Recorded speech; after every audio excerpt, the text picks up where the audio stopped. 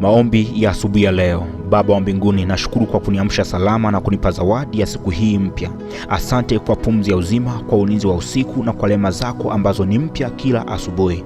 Leo naweka siku yangu mikononi mwako. Niongoze katika kila hatua nitakayoichukua. Nifungulie njia zilizo njema na uniepushe na kila mabaya.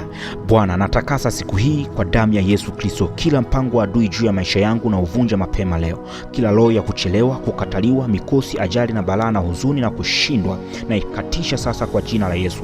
Naomba unipe hekima katika maamuzi yangu, nguvu katika kazi zangu, neema mbele za watu na amani moyoni mwangu. Kama neno lako lisemavyo, Bwana, asubuhi utasikia sauti yangu, asubuhi nitajielekeza kwako nawe utanitazamia.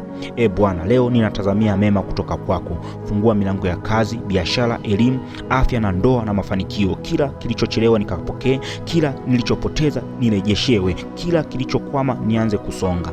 Naomba ubariki mikono yangu, bariki ninapoingia na ninapotoka.